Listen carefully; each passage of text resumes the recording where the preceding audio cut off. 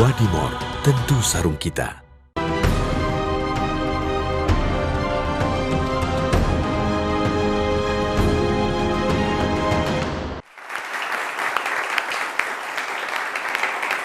Selamat malam pemirsa, apa kabar Anda? Saya Dwi Anggia kembali hadir di Dua Sisi malam hari ini untuk menemani Anda semua. Dan juga selamat malam untuk teman-teman adik-adik mahasiswa yang sudah hadir di studio. Boleh tepuk tangannya sekali lagi. Terima kasih. Oke, kita akan mulai berdiskusi. Tapi sebelumnya saya ingin menyampaikan terlebih dahulu ini pengantar video atau tayangan yang akan kita hadirkan. Ini terkait dengan jelang Pilpres 2024, ini manuver politik yang dilakukan oleh Presiden Jokowi semakin jelas ini ya. Terlebih setelah putra bungsunya Kaisang Pangarep didapuk jadi Ketua Umum PSI. Nah, banyak pihak yang menganggap ini semakin jelas langkah atau upaya Presiden Jokowi untuk dalam tanda kutip cari aman menjelang akhir jabatannya. Apalagi menjadi tanda tanya, apa sih sebenarnya yang sedang disiapkan, strategi apa yang tengah dilakukan Presiden Jokowi, terlebih dengan memberikan restu kepada Kaisang Pangarep untuk jadi Ketua Umum PSI. Kami akan bahas malam hari ini di Dua Sisi. Sudah hadir sejumlah narasumber bersama saya. Dari ujung sebelah sana ada Prof. Lely Aryani, pakar komunikasi politik UNAS. Selamat malam, Prof. Selamat malam, Anggi, Bang Panda, Bang Rai, Bang Dodi. Ya, ada nih Bro Dedek Prayudi. Waalaikumsalam. Selamat malam, terima kasih sudah diundang Bang Anggi. Ya, dari PSI dan juga ini politisi senior PD Perjuangan, Bang Panda Nababan. Selamat malam. Di sebelah sana ada Bung Ray Rangkuti, pengamat politik. Selamat malam. Malam. Oke, Bapak Ibu, kita akan bahas apa sih sebenarnya yang disiapkan, manuver apa yang sedang dilakukan Presiden Jokowi dengan mendekati Pilpres 2024 ini.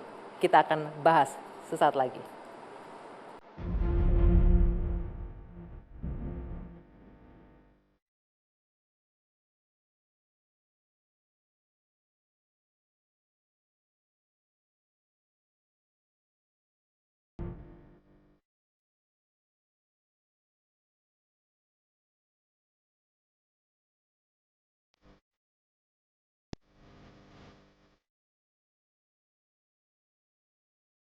Bahwa kalau sudah berkeluarga, sudah pagi, sudah punya istri, sudah punya rumah sendiri, ya harus tanggung jawab, harus mandiri.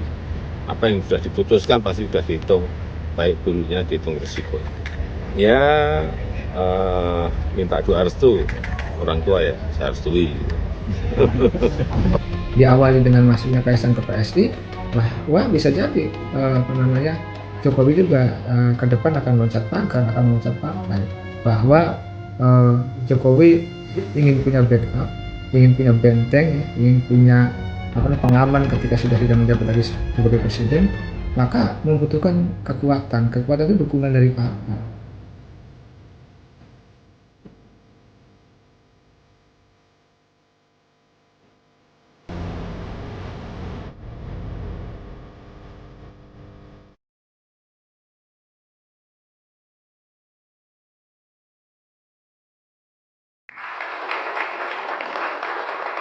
Jadi judulnya di Dua Sisi malam hari ini adalah Di Balik Politik Tebar Telur ala Presiden Jokowi. Nah, saya akan langsung ke dua pengamat terlebih dahulu nih, Bung Ray Rangkuti. Bagaimana Anda melihat, mengamati yang tengah terjadi saat ini? Karena kita tahu Pak Jokowi sendiri ini rumahnya PDIP nih, partainya PDIP. Termasuk anak yang paling besar, Gibran dari PDIP. Dan menantunya juga maju dari PDIP. Dan belakangan tiba-tiba memberi restu untuk Kaisang datang ke rumah baru nih di PSI. Jadi kalau kita memperhatikan apa sih sebenarnya yang sedang dipersiapkan Pak Jokowi ini, Bung Rey? Pertama mungkin harus kita perjelas dulu. Ini Pak Jokowi sedang melakukan konsolidasi atau sedang yang terjadi sebetulnya kompetisi gitu. Kompetisi? Antar keluarga. Oke. Di dalam keluarganya terjadi kompetisi juga gitu loh kira-kira tuh. Bisa mungkin seperti itu kalau kita bicara politik berarti sangat ya? mungkin. Oke. Ya, Gibran dengan Kaisang bisa saja kompetisi. Ada juga menantu di sebelah sana kan gitu. Nah, ini perlu kita petakan supaya kita mengerti kemana aliran ini gitu. Oke, cuman benar nih, kalau Anda lihat ini lebih ke konsolidasi atau ke kompetisi? Kayaknya saya sih nggak yakin kalau bentuk kompetisi ya, lebih ke konsolidasi barangkali. Saya justru melihatnya kalau ini konsolidasi, dalam bacaan saya ini agak keliru gitu. Kenapa? Karena pertama, begitu beliau Kaisang didorong masuk ke PSI, itu taruhlah misalnya PSI dapat 4-5%, taruh gitu. Apa cukup kuat membackup-nya nanti di parlemen? Sementara yang ia kalahkan itu adalah partai politiknya sendiri yang punya potensi adalah partai terbesar di DPR gitu. Anda mau mengatakan itu konsolidasi ya jelas enggak kan? Lebih ke bunuh diri kalau begitu iya, ya. maksud saya mungkin, gitu. berarti. Karena bagaimanapun akan ada luka kan. Nanti Bang Panda lah bisa menjelaskan itu. Karena suasana yang terbangun saat ini kan seperti head to head gitu. Nah itu akan menimbulkan luka. Head to head dengan siapa nih kalau kita Ya lihat misalnya tadi, misalnya kalau terlihat lebih menomor satukan Kaisang dibandingkan partainya sendiri, misalnya begitulah ya.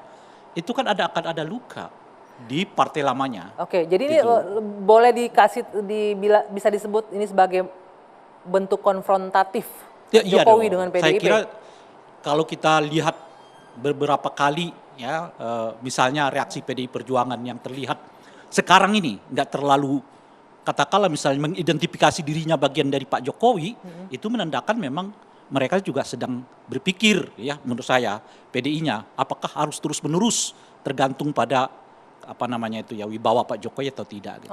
Nah Pada saat yang bersamaan ketika Pak Prabowo terus-menerus mengidentifikasi dirinya dan mengasosiasikan dirinya dengan Pak Jokowi, ternyata mulai stagnan, elektabilitasnya di angka 30-35%. Artinya kemampuan daya pikat Pak Jokowi ke Pak Prabowo itu berhentinya kayaknya di angka 35% gitu. udah mentok nggak bisa nambah. Kelihatannya begitu gitu ya, karena coba Anda bayangkan sudah ditambah dengan 2 partai resmi dari DPR kan, beberapa partai bahkan 3 partai non DPR, kemungkinan saya nggak tahu PSI juga mungkin akan masuk atau tidak, kita nggak tahu. Tapi di tengah kayak begitu tuh, justru yang terjadi adalah mentok stagnasi elektabilitas Pak Prabowo, ditambah lagi dengan asosiasi yang makin kuat ya dari Pak Jokowi ke Pak Prabowo gitu. Kan pasca Idul Fitri kan relatif asosiasi Pak Jokowi ke Pak Prabowo itu kuat sekali kan.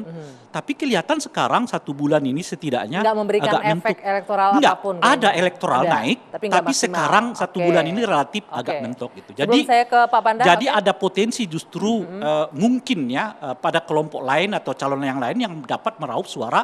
Kemarin misalnya dalam survei Caimin katanya dengan Anies sudah mulai beranjak elektabilitasnya di Jawa Timur gitu setelah kan. deklarasi itu ya setelah langsung deklarasi ya. macam-macam itu. Jadi kalau disebut konsolidasi itu tadi ya, nanti akan kita bahas soal soal konflik tadi itu ya, kompetisi tadi nanti ya. Saya kira Pandanya. itu justru agak keliru kalau itu dilakukan oleh Pak Jokowi. Saya ke Prof. Leli. Prof. Leli, kalau Anda melihatnya gimana? Ini bentuk konsolidasi atau benar kompetisi antara anak-anaknya Pak Jokowi atau hal yang lain? Saya dua-duanya tidak mengikuti apa yang dikatakan Bang Ray ya. Jadi komunikasi politik itu adalah pertukaran pesan politik dari seseorang kepada sejumlah penerima pesan yang bisa mengatur tingkah laku orang di bawah kondisi pertentangan. Jadi apa yang terjadi hari ini dengan masuknya Kaisang ke PSI itu serta-merta menimbulkan pertentangan yang begitu banyak. Baik dari PDIP sebagai basisnya Pak Jokowi maupun dari partai-partai lain yang mungkin melihat seolah-olah Pak Jokowi mengendorse PSI untuk bisa masuk memenuhi PT, Parliamentary Threshold. Intinya dalam komunikasi politik itu kan tentang influence dan influencer. Jadi siapapun yang bergerak di ranah yang seperti itu pasti akan ada 2 dinamika itu. Menurut saya Pak Jokowi bukan tengah mempertentangkan, bukan juga tengah mengkonsolidasikan. Tapi tiap manusia politik pasti akan menciptakan cangkang-cangkang politik bagi dirinya. Jadi ini Pak Jokowi sedang menyiapkan cangkang Menyiapkan politik. cangkang politik, itu berlaku di mana saja. Cangkang lamanya di PDIP nggak bisa lagi diharapkan berarti ya? Bukan begitu, bagaimanapun PDIP itu adalah identik dengan Bung Karno. Bung Karno itu akan identik dengan terah-terahnya.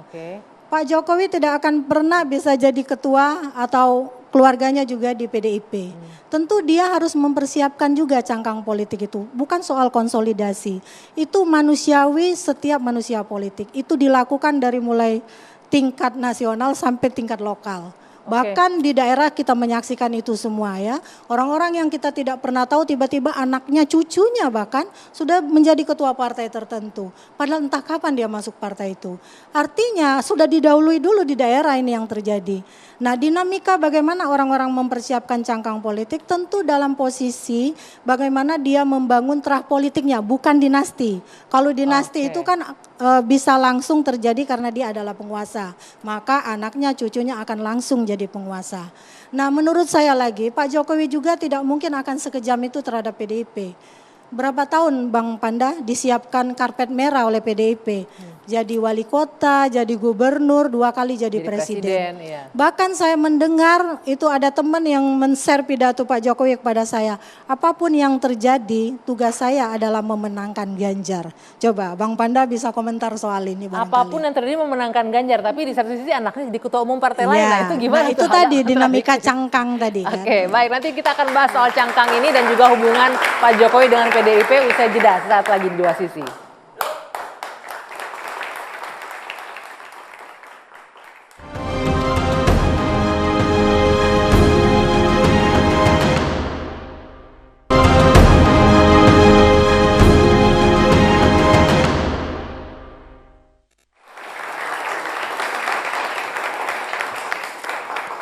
Ya, sebelum kita lanjutkan diskusi, Bapak Ibu, kita akan tampilkan ini pertanyaan yang sudah muncul dari pemirsa TV One yang sudah sempat kami rekam sebelumnya. Silakan kita saksikan dulu.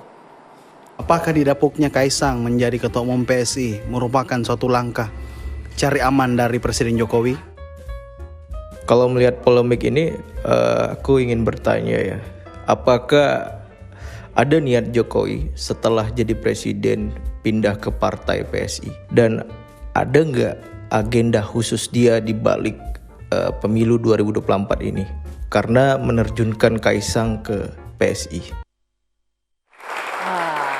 Ini sebenarnya yang bisa menjawab ya Pak Jokowi sendiri ya, tapi mungkin nanti PSI bisa bantu jawab. Pak Jokowi udah mulai nitip-nitip nggak nanti kalau saya udah nggak jadi presiden saya gabung di PSI, jadi ketua umum atau ketua dewan pembina gitu. Ya, ini dari tadi saya lihat diskusinya dan pertanyaannya, terutama pertanyaannya. Ini adalah pertanyaan what if gitu. What if Kaisang betul-betul adalah titipan dari Pak Jokowi gitu. Itu persepsinya. Ini aja, ya enggak, ini aja sebenarnya sesuatu yang sampai sekarang kita nggak bisa buktikan apa-apa. Memang betul bahwa Mas Kaisang itu anak Pak Jokowi.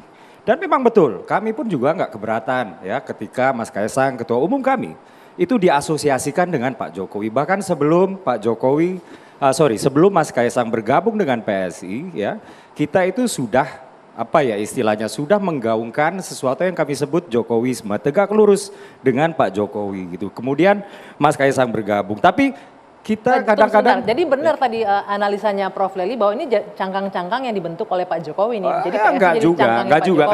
Kadang-kadang dengan bergabungnya Mas Kaisang ini semuanya seolah-olah adalah arahan Pak Jokowi, tapi kita sering lupa bahwa Mas Kaisang ini adalah manusia dewasa. Sebentar, tidak salah akhirnya publik melihat ini arahan Pak Jokowi ketika di pidatonya Kaisang menyebutkan saya sudah mendapatkan restu dari presiden, saya sudah ngomong. Oh ya pastilah, itu kan bapaknya sendiri. Presiden juga ngomong, Pak itu Jokowi kan juga ngomong.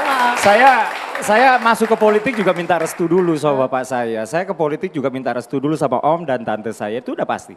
Dan ini kan hubungannya adalah familial. Tapi begini, Mas Kaisang ini adalah makhluk dewasa. Beliau itu adalah makhluk otonom yang bisa membuat keputusan untuk dirinya sendiri. Nah ini yang masyarakat banyak lupa ya, bahwa seolah-olah karena beliau adalah anak presiden, maka semua gerak langkahnya itu adalah gerak langkah presiden gitu. Nah ini yang harus diingat lagi, bahwa Mas Kaisang itu bukan tanaman ya, beliau itu bukan objek pasif.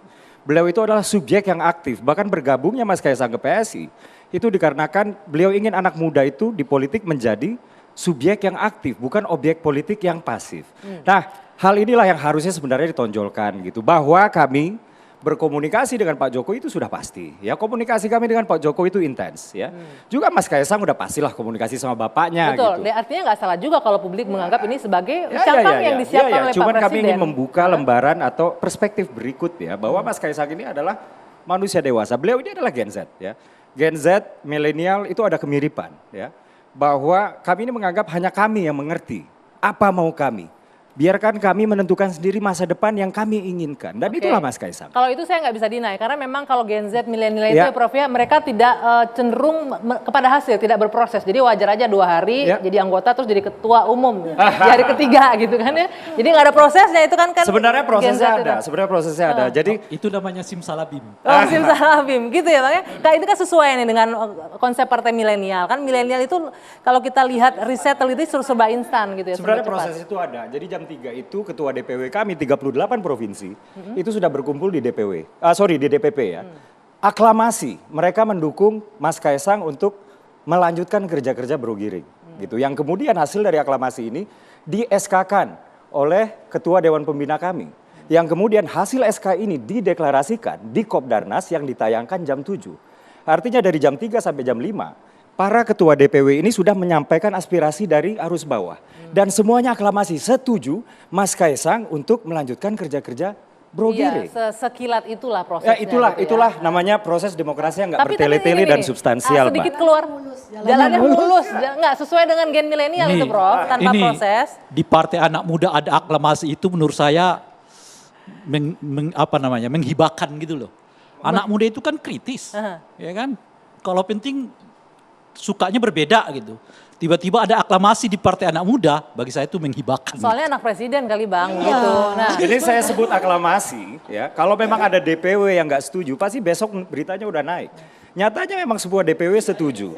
Dan inilah proses demokrasi yang nggak bertele-tele dan nggak birokratis. Bro Dede, ini saya pengen nanya penasaran, itu yang dari dalam PS itu gimana rasanya? Yang udah berdarah-darah dari bawah, tiba-tiba ketua umum. Loh ini adalah suntikan darah segar yang bagus. Kami nggak bisa bohong ya. Dengan masuknya Mas Kaisang, ada insentif elektoral. Kami nggak bisa bohong.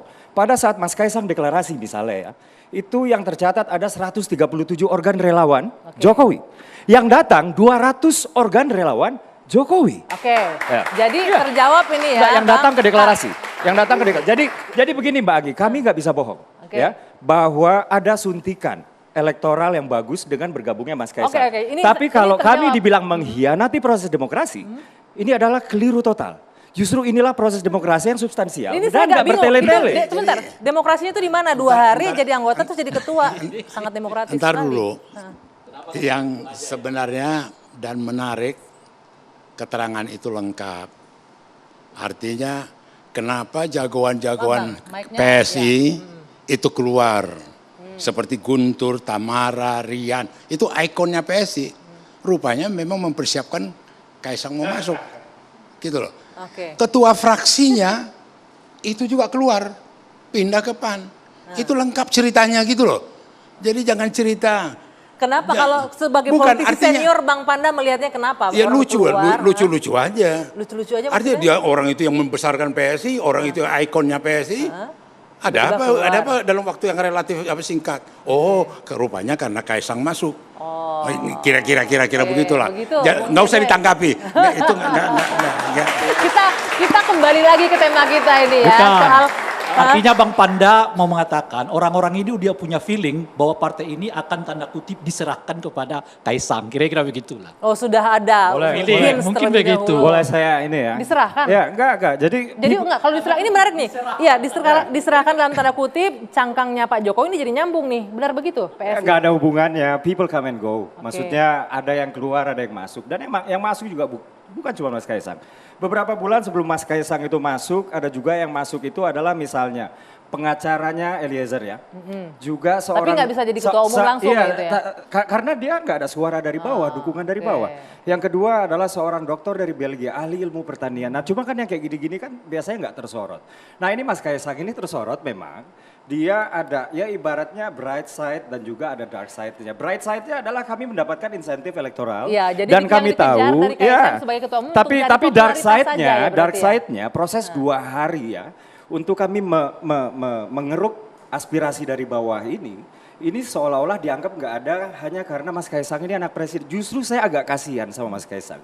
Hanya karena beliau adalah anak presiden. Sehingga apa yang telah dicapainya, apa yang menjadi kebaikan-kebaikan dari Mas Kaisang itu terpilih loh 40 anak muda paling berpengaruh versi Fortune. Bahkan beliau itu peringkat 15. Tapi siapa yang lihat ini? Orang melihatnya beliau anak presiden. Enggak, pertanyaannya kalau bukan Kaisang yang masuk, apakah bisa misalnya Dede Uki baru masuk jadi ketua umum nggak tuh? Semuanya bisa saja asalkan arus bawah menginginkan itu. Jadi begini ya. Kalau saya lihat menjadi ketua partai saat ini, masa ini, dia mesti punya uang banyak. Oh gitu? Omong kosong, nggak punya. Maksudnya Bang Panda nih Kaisang uangnya banyak berarti? Harus punya uang banyak membiayai organisasi ini. Oke? Saya pengalaman dengan Zainuddin MZ, ketua PBR. Dia teman akrab saya, Dia cerita ke saya nggak sangka rupanya partai ini butuh uang banyak. Selama ini dia yang dapat duit. Ya kan? Aku ke daerah, aku harus keluar dana, aduh Kiai, kalau tahu begitu tinggalkanlah itu partai. Nggak cocok itu. Artinya pengakuan dia bahwa mengeluarkan dana itu tidak bisa dihindari. Gitu loh. Nah, artinya maksud aku, memimpin partai itu tidak semudah seperti cerita teori-teori yang apa tadi. Ada pakem-pakem yang tidak bisa dihindari. Sama dengan Jan Farid. Kenapa Bang Rey? Kalau di Indonesia iya. Sama dengan Jan Farid, teman saya, mimpin P3. Dia cerita sama saya pengeluaran-pengeluaran dia yang begitu besar. Terus saya bilang ke dia, memang you pedagang, ngapain kau ikut di politik, gitu loh. Ini testimoni-testimoni yang mereka memimpin partai tidak bisa terhindar. Nah, Bang Panda, artinya bisa jadi Kaisang jadi ketua umum partai, mungkin memang amunisinya udah kuat, kali pundi-pundi keuangan. Ini juga harus terbuka, apa iya? Gitulah. PSI lah yang tahu nanti jadi, ya. Sebetulnya enggak juga, sebenarnya tanpa Kaisang pun, tanpa Mas Kaisang ya. Apalagi tanpa sebelum Mas Kaisang ini kita angkat menjadi ketua umum, sebenarnya PSI juga sudah running dengan baik. Artinya PSI itu sudah meninggalkan cara-cara lama ya, di mana misalnya anggota DPR RI itu ditarikin gajinya sekian persen, di PSI nggak ada itu. Cara-cara lama misalnya ketua umum adalah orang yang dompetnya paling diboncosin. Di PSI udah kita tinggalin cara-cara begitu. Di PSI ini kita pakai cara crowdfunding. Di PSI kita pakai cara fundraising misalnya ya. Dan itu sudah kita lakukan sejak 2018. Dan beginilah caranya supaya partai politik itu betul-betul menjadi milik publik. Yang kita sampaikan ini nggak perlu ditanggapi. Gitu loh. Sebentar. Nggak perlu. Bang Panda, yang bukan saya butuh. cuma kasih tahu ada pengalaman Zainuddin MZ. Ada pengalaman ini catatan-catatan aja. Mudah-mudahan tidak dialami oleh ketua umum PSI nanti begitu kan. Cuman ya. juga ada pengalaman dari Barack Obama loh. Tim beliau itu masuk ke stasiun-stasiun MRT buat fundraising. Dan inilah cara politik, pembiayaan partai politik yang modern. Nggak selamanya kita ngambil uang dari DPR, mendesak anggota DPR untuk masukin Jadi uang sebenarnya kalau makin jauh kita bicarakan kita balik lagi. Bukan makin banyak yang aneh-aneh. Ya, saya balik lagi. Nanti saya mau mereka nanya ke Bang yang Panda. paling berjasa membesarkan PSI, menjadi ikon daripada PSI, kok keluar? Tapi udah nggak usah ditanggapi lah. Kita balik lagi ke tema kita nih, Bang Panda. Kalau tadi Bang Rey bilang ini ada seperti bukan konsolidasi, tapi lebih ke persaingan di dalam keluarga, kompetisi di keluarga. Tapi juga jadi tanda tanya nih, PDIP itu kan rumahnya Pak Jokowi. Sekarang anak bungsunya jadi ketua umum partai lain. Bagaimana PDIP melihat ini? Tapi nanti dijawab. Kita jeda dulu sejenak. Dua Sisi kembali saat lagi.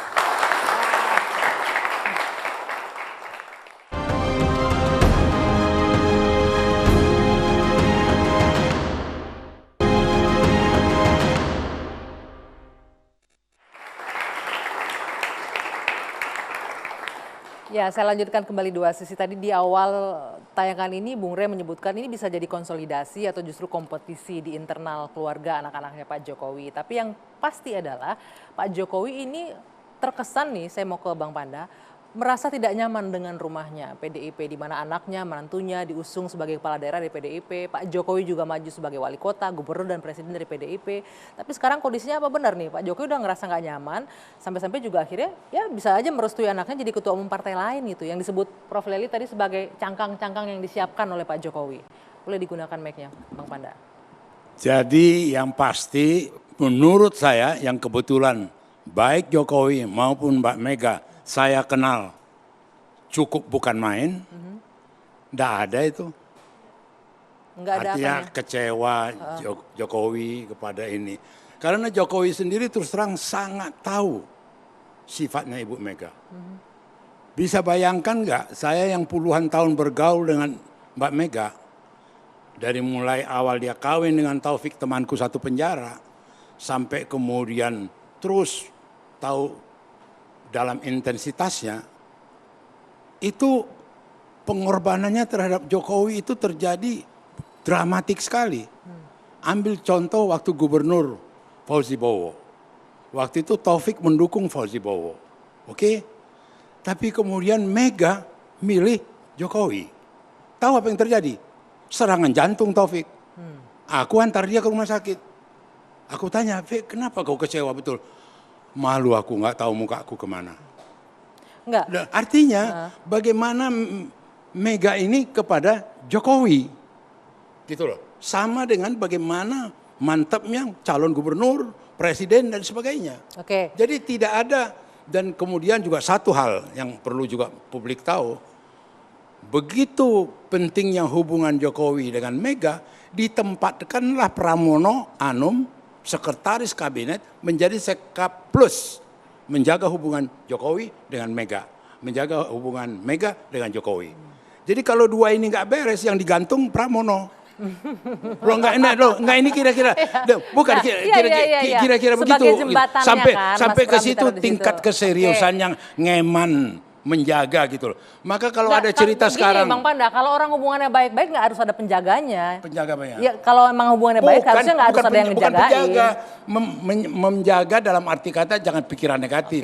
Menjaga itu memaintain. Ya, memaintain hubungan itu.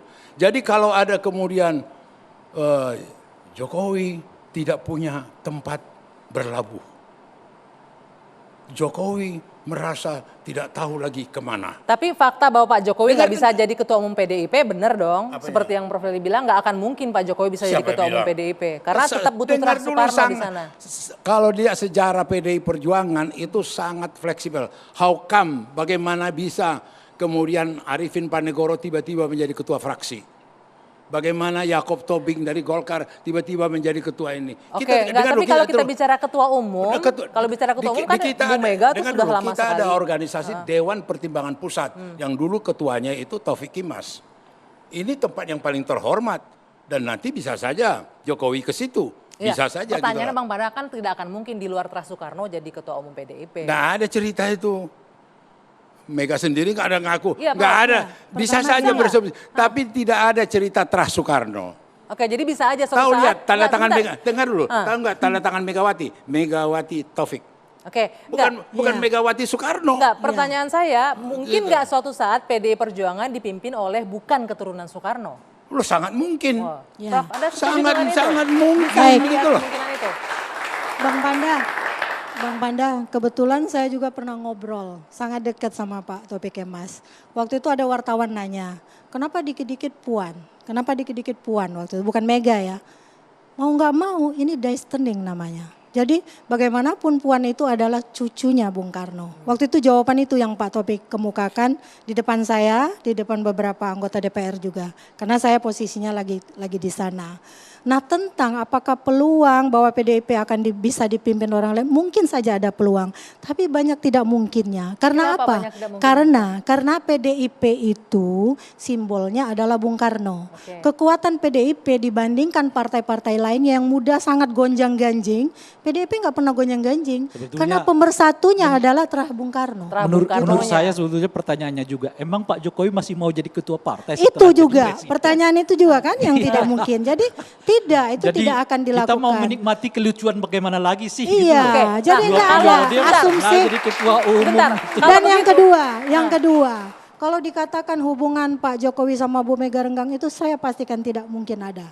Tidak mungkin itu terjadi. Sebab yang saya bilang tadi di samping karpet merah yang diberikan oleh Bu Mega, Pak Jokowi itu berkali-kali mengatakan hubungan saya dengan Bu Mega itu seperti ibu dan anak. Itu sebab kenapa Pak Jokowi kalau ketemu Bu Mega cium tangan.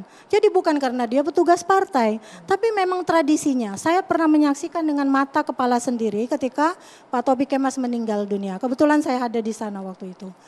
Pak Jokowi waktu itu gubernur. Beliau itu ketemu dengan penjaga rumahnya Bu Mega itu yang sudah 13 tahun kalau nggak salah di sana, dari Jambi orangnya. Pak Jokowi ketemu dia cium tangan. Lalu saya tanya, loh Pak Jokowi kan gubernur kok cium tangan sama Bapak. Pak Jokowi itu kalau ketemu orang yang lebih tua memang dia cium tangan. Jadi saksi mata dengan kepala sendiri ini yang saya saksikan. Dinamika yang orang katakan ada kerenggangan antara Bu Mega sama Pak Jokowi, saya memastikan tidak mungkin ada. Maaf Anggi, saya udah 12 tahun jadi narsum di TV One, hampir semua analisis saya tidak pernah meleset. Gitu ya? Iya. Artinya kalau sekarang banyak persepsi bahwa dukungan Pak Jokowi ini nggak ansih ke Ganjar, masih ada ke Pak Prabowo-nya sedikit, itu bagaimana menjawabnya? Dengar udah salah ini. Jokowi sudah ngomong kita akan dukung Ganjar. Itu di depan publik ribuan. Tugas menangkan Ganjar, menangkan calon. Udah jelas. Apalagi? Kalau menangkan Ganjar terus anaknya jadi ketua umum PSI, partai lain tuh Ya gimana? boleh-boleh aja. Gak apa-apa. Nah PSI dengar dulu, dukungannya kemana sekarang? Kaisang dengar dulu. Kaisang sendiri bukan anggota PDI Perjuangan. Oke. Tapi sebentar, nah Ya, ini bukan. menarik nih, sebentar. Kita baru bersedih, terharu, dia PDI Perjuangan terus masuk ke PSI. Wah. Oke, sebentar ini Jadi berkaitan. Belum menjadi bebas anggota dia. partai Ya apapun ini ya. kan sebenarnya apa yang dikatakan oleh Prof. Lely dan Opung Panda, ini dengan sendirinya mengkonfirmasi tadi apa yang saya bilang bahwa Mas Kaisang ini bukan titipan-titipan.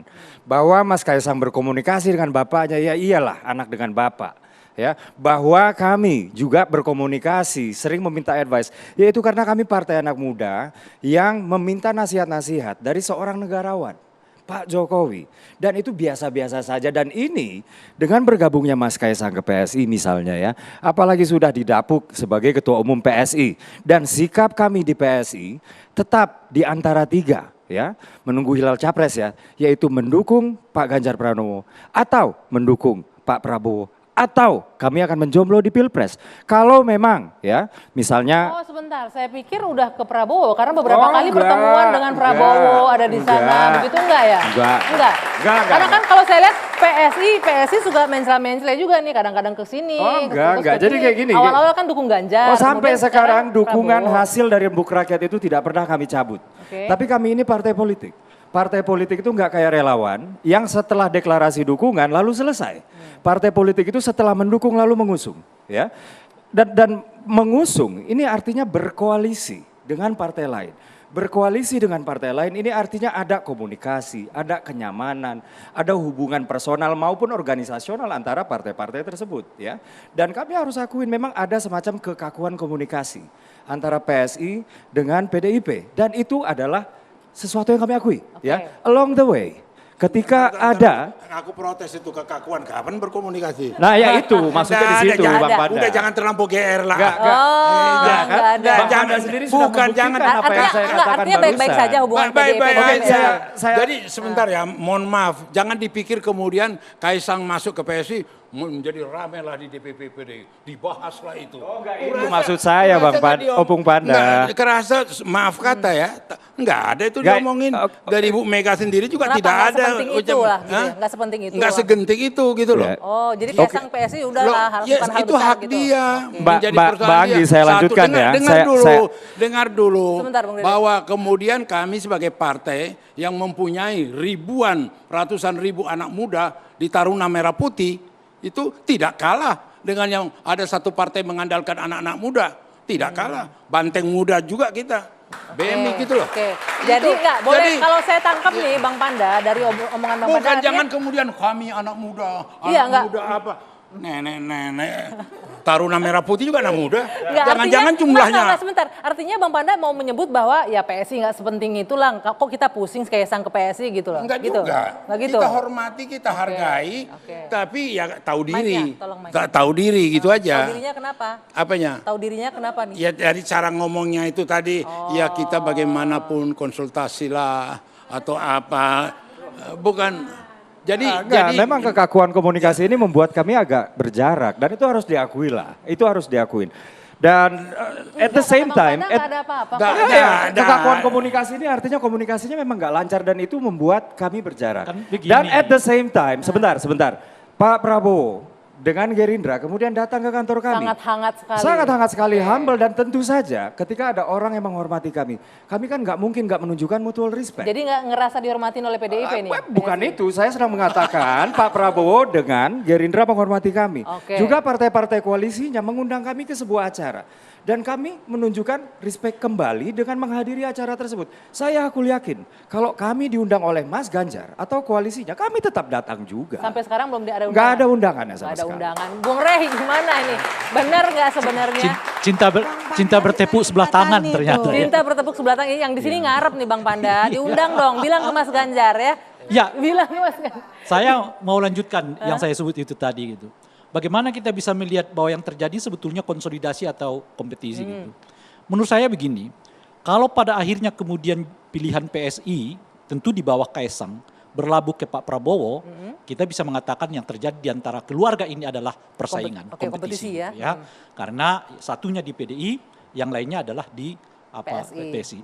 Saya tidak terlalu yakin betul Pak Jokowi mau memilih PSI sebagai katakanlah pelabuhannya pasca 2024. Hatta kalaupun PSI lolos parliamentary threshold 4%, PSI itu jadi partai apa di komunitas partai-partai besar ini gitu loh kira-kira. Kalau apalagi kemudian misalnya taruhlah misalnya yang menjadi tanda kutip saingan PSI yang menang di dalam Pilpres. Jadi Pak Jokowi jadi apa? Jadi kalau jauh tetap lebih aman bergabung dengan partai-partai besar. Bahkan ketika kau tidak jadi apa-apa pun di situ, Anda adalah tetap bagian dari dirinya. Yang harus tetap dijaga oleh mereka gitu. Itu yang pertama. Tapi kalau pada ujungnya kemudian PSI bergabung dengan katakanlah koalisinya PDI dalam hal ini Pak Ganjar, yang terjadi adalah konsolidasi. Itu artinya keluarga ini memang menabur banyak orang ke banyak tempat untuk menarik mereka ke dalam satu pusaran kekuasaan bersama dengan Ganjar Pranowo. Alias ya kita mau mengatakan PDI nanti akan mengklaim Kaisang ke PSI itu adalah bagian dari keluarga besar PDI yang kita beri kesempatan untuk menjadi ketua umum di tempat lain. Di pengkaderan di tempat yang lain. Kira-kira begitu. Ini menarik ya, ujung-ujungnya konsolidasi. Lalu benarkah demikian? Masih akan kita lanjutkan diskusi ini usai jeda saat lagi di Dua Sisi. Tetaplah bersama kami.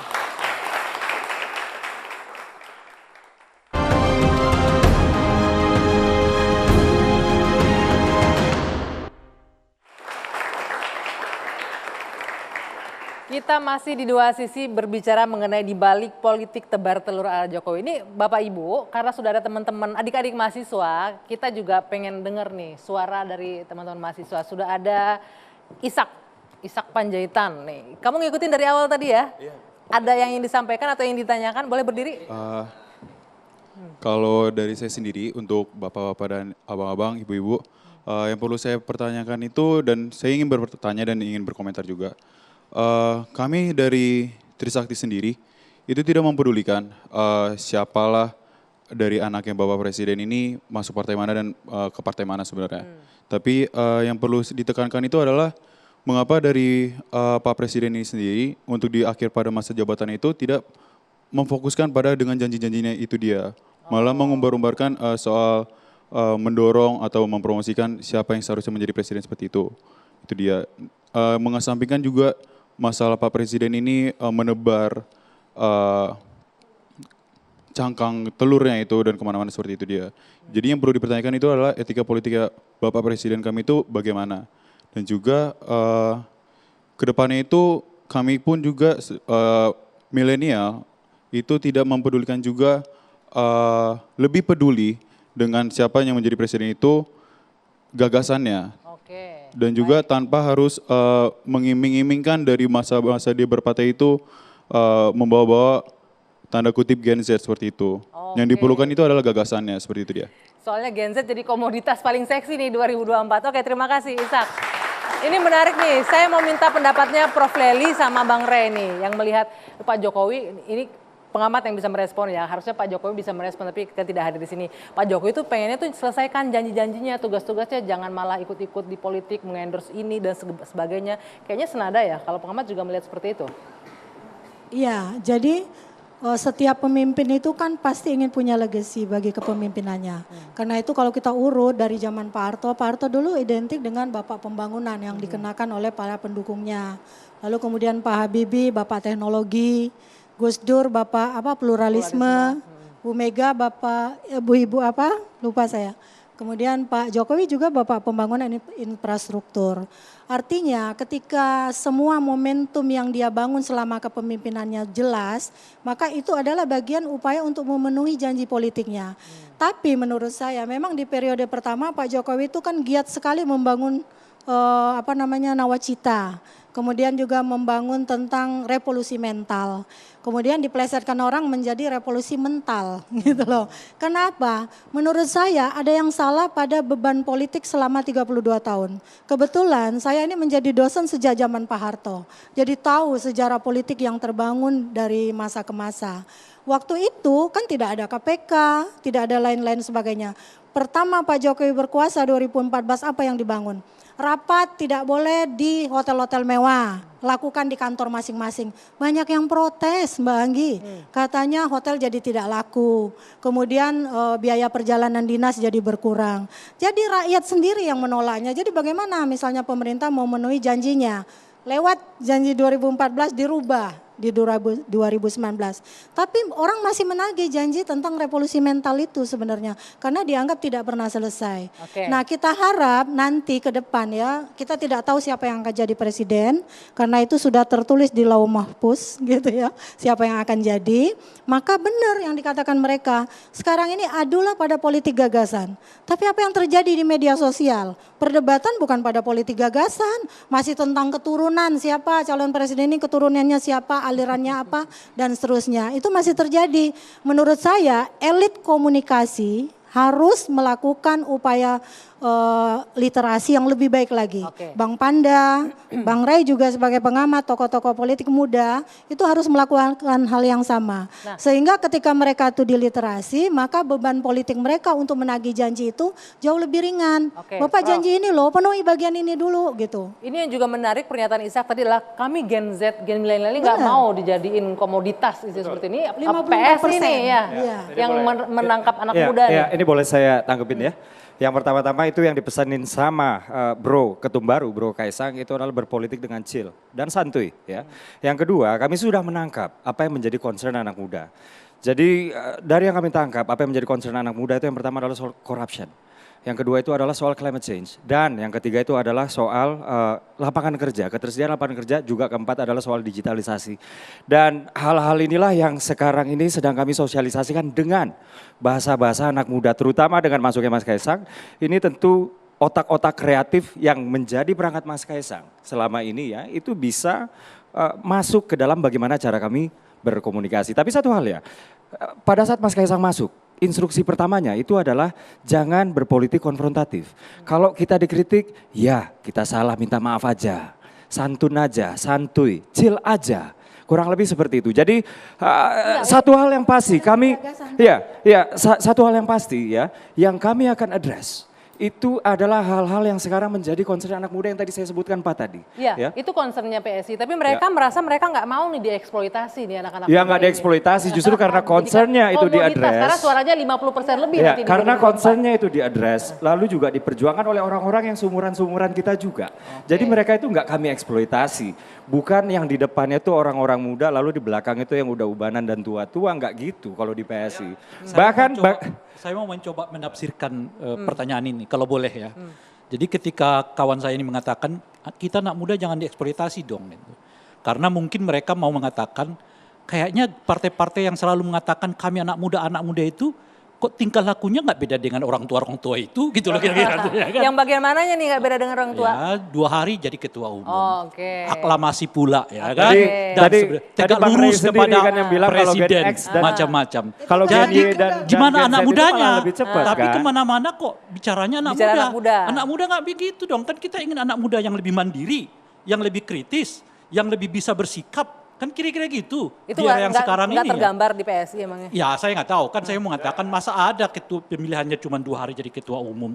Ya kan. Emang itu terobosan. Apakah itu terobosan atau kembali ke masa lalu? Tapi nggak bisa juga Bang Ray. Dan sebagainya. Bang Ray. Kira-kira begitu mungkin. Kalau saya tafsirkan ya. Yang mengatakan dia. Itu kayaknya nggak mencirikan anak muda deh.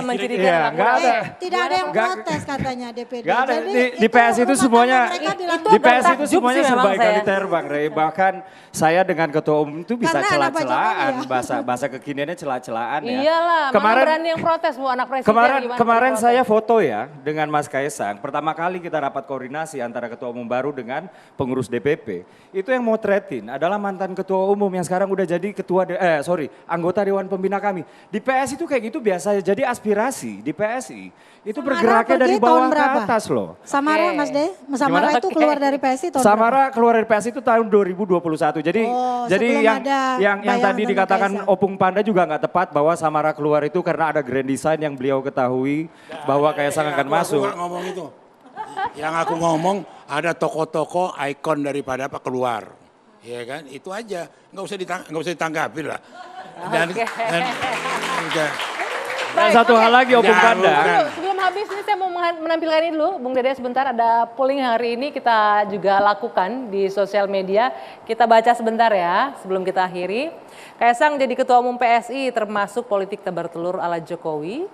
Ini yang setuju 80%, tidak setuju 10%, yang netral 10%. Nah, kurang lebih inilah yang ada persepsi di publik terkait dengan manuver politik yang terjadi belakangan ini. Ini kan kita nggak bisa setuju dan tidak, tapi kan bebas ya persepsi Politik itu ya. itu memang persepsi. Betul. Tapi saya pikir yang paling penting malam ini di-clearkan dulu supaya tidak terulang-ulang lagi seakan-akan ada antara Jokowi dengan Mega. Oke. Ada kemudian ngambek, kemudian sakit hati, kemudian nggak yang begini-begini dikembang-kembangkan terus terang tidak sehat gitu loh. Oke, baik. Terjadi kasihan juga ini orang tua yang dua ini. Oke, itu Padahal- kembali lagi Loh, bukan, Bang Panda, dengar dulu. persepsi publik yang akan menilainya. Batasnya, waktu kita sudah habis Bang Panda, sayang sekali terbatas waktunya. Saya harus akhiri karena udah dipanggil, durasi habis. Diakhiri juga menyalahgunakan itu. Oke. Saya Dwi Anggia, saya tutup Dua Sisi malam hari ini. Kita jumpa lagi pekan depan. Sampai jumpa.